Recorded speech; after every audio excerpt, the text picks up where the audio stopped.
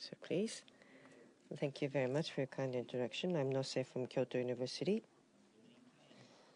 I am a domain scientist by clarification or categorization or solar-terrestrial physics. I'm a researcher in this field, and I am affiliated with the data center. Therefore, data sharing as well as data citation are amongst my interests. And therefore, I have been invited by Kurakawa-san to take the podium and talk on this occasion. We've talked about research data sharing, which I'm also going to address. Perhaps you're not familiar to solar-terrestrial physics, but just to give a brief introduction of what solar-terrestrial physics is, there are various plasma phenomena around our planet Earth, which is approximately 50 kilometers in altitude, and also 360,000 kilometers of altitude. This is the span or the of altitude that we cover. I've mentioned that 360,000 kilometers of altitude is in fact 10 times more, which is the distance that we cover around the Earth. You may think that it's a complete vacuum around planet Earth, but that's not in fact true. We have a huge magnetic field around planet Earth, as you see in this field map. On top of this, plasma exists, which consists of ion and electrons that are flying around, as you can see, in many more numbers than expressed here. So it's not a vacuum space around planet Earth.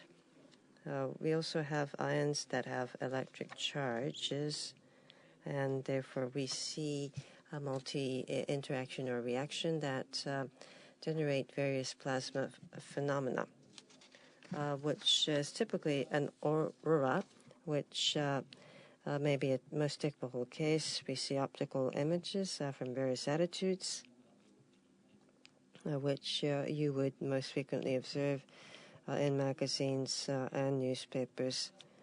You see a curtain here of aurora, is how it's observed.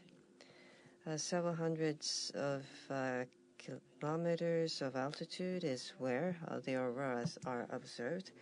The space station is no longer in service. However, if you are on a space station or a space vehicle, you will see it from the side. And at the 380 kilometers of altitude, you can actually see a part of the aurora, part of the whole. And you can see that the aurora here is observed from Minneapolis to Chicago to Montreal, for instance, in the satellite image. And further, if we ascend to 46,000 kilometers of altitude, the aurora, the whole of the aurora can be captured in this image. The auroral, in many cases, is in the shape of an auroral oval. You can see over here, or oval forms. Optical images that I've shown earlier. Of course, you can have various cuts of that view. This is an optical view from different viewpoints. And you can see electrons, how are they floating, and how are the ions floating, and how the magnetic field changes are a few different viewpoints. As well as plasma waves, I can also give observation points. Solar-terrestrial physics and researchers in our field, therefore, by various viewpoints, and at various altitude points observe.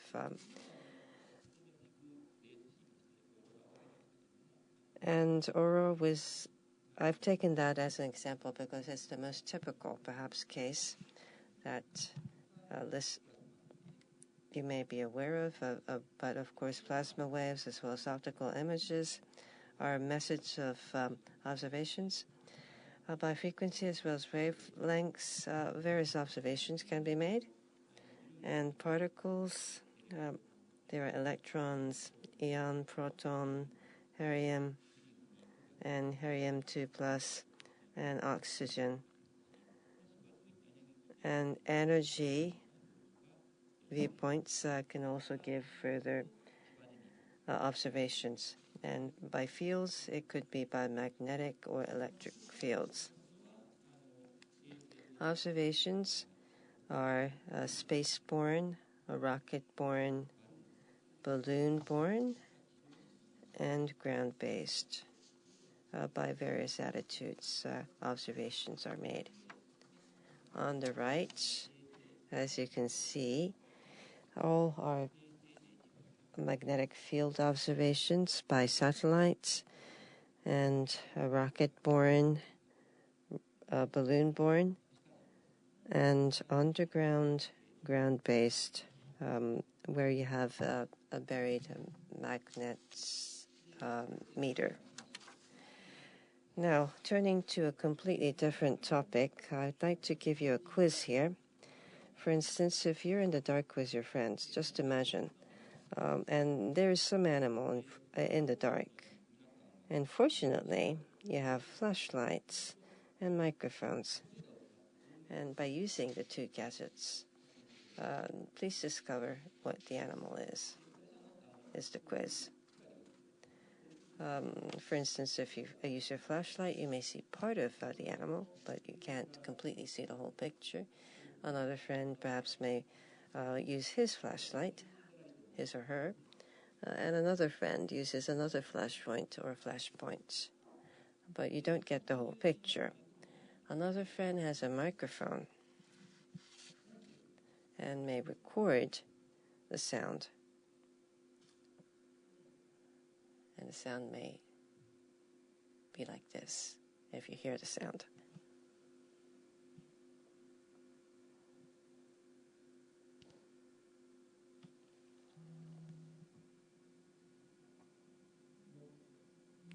I'll replay it again. This is what it sounds like. Do you have any idea of what the animal is? Of course, sound bites in itself may not be giving you a complete picture, but if you tie the two together, you may have a better idea, which is a blue whale. Though it's called a white whale in Japanese, it's called a blue whale in English. The blue whale, and discovering or locating blue whales, for instance, there are very similar observations that could be made with solar-terrestrial physics. Plasma, for instance, it occurs within a huge space, which is enormously huge, compared to the observation footprints. It could be visually as well as acoustically observed, as well as touched, or various other methods that I've explained. Passive observation is the observation methodology, because you can't possibly touch the blue whale. And plasma, for instance, is a huge phenomenon that occurs, and you can't control it by human power. Therefore, it's a passive observation. Chance of observation is one time only. So once you miss the blue whale, you may not be able to observe it twice. And also natural events also occur once only. And only small observations are made to the scale or the extent of the phenomenon. So the strategy would be to collectively gather data and also to share our observations. Experimental physics in labs have different observation points. For instance, the target would be a small test tube or mole moths, and the observations are active. For instance,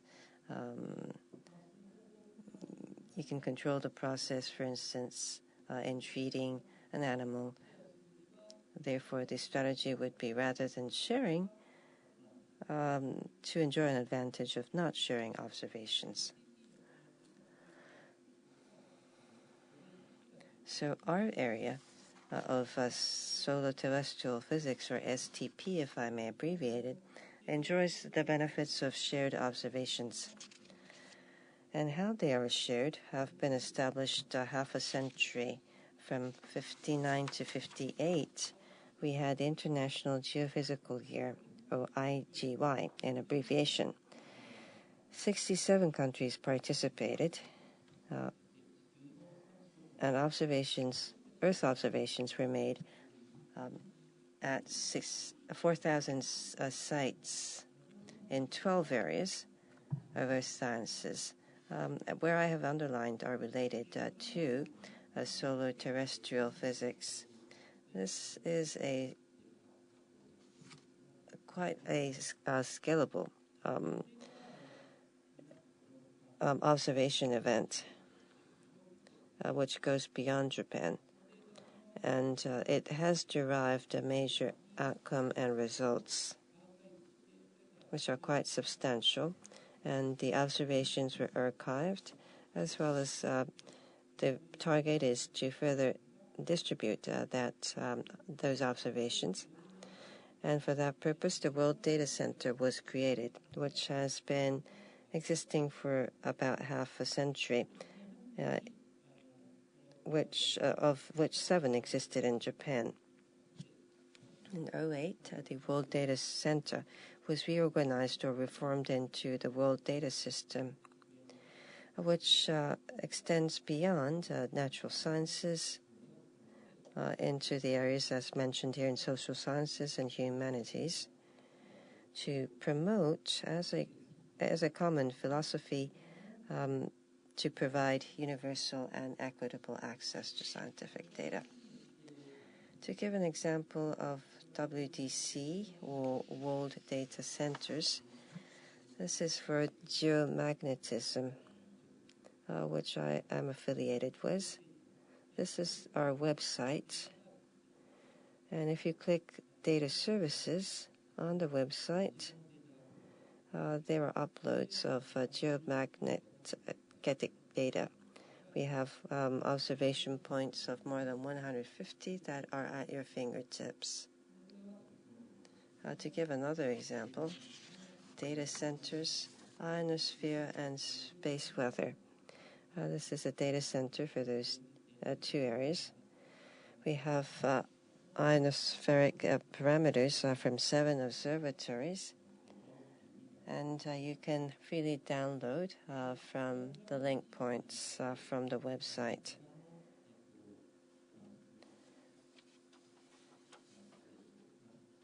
Other observation organizations other than the WDC in general have data sharing. This is from the website from NASA.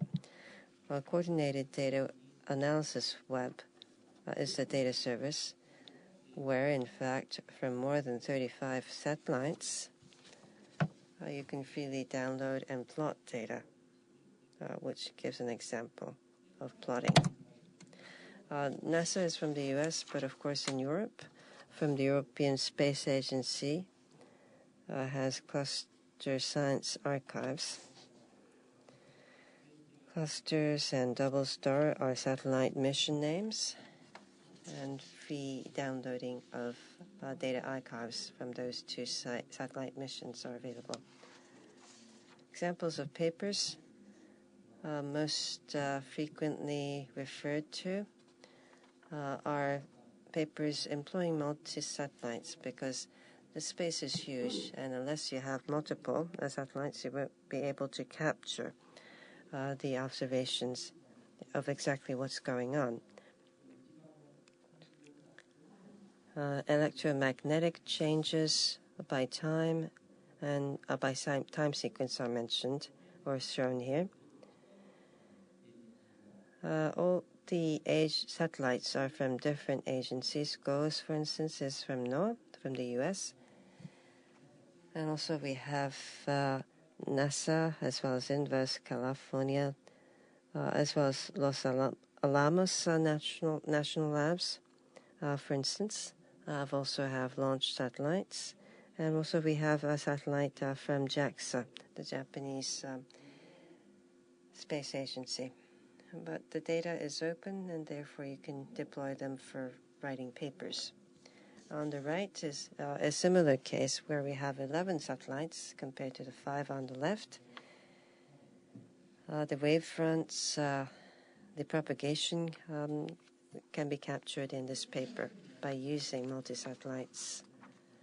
To give a few examples of how data has contributed to papers. Of course, most often you may not know where the database is.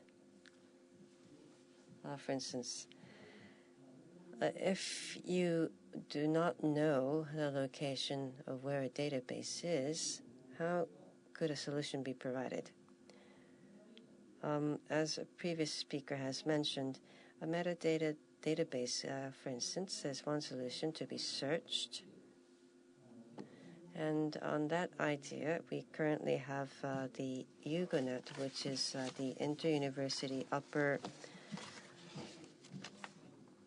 Atmosphere Global Observation Network. The upper atmosphere is part of terrestrial solar physics, which is a metadatabase for locating data, which is a service that is already existing.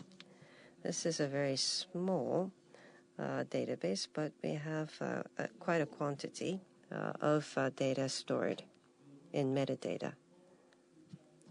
Last but not the least, I'd like to summarize. Solar-terrestrial physics is a study of plasma phenomenon in near-Earth space. Plasma phenomena are naturally, in fact, ignited and cannot be controlled by observers, and observations could only be passive for that reason. They are transient, and same events do not occur twice, basically. And they cover a huge spatial scale that is difficult for one or two observers to completely cover. Therefore, these characteristics in general have developed a culture of sharing data in solar terrestrial physics, which has started a half a century back and has been sustained since. However, unless you know where the data is located, one solution would be to provide a metadatabase and to search that metadatabase, which has already been started as UGONET. And Tanaka-san will speak more in detail on this afterwards. Last but not the least, solar terrestrial physics is a good showcase, and it has a momentum of data scientists and informatics scientists to share data, and the science database is already open. The potential, for instance, that our area has is a good showcase for research. Thank you.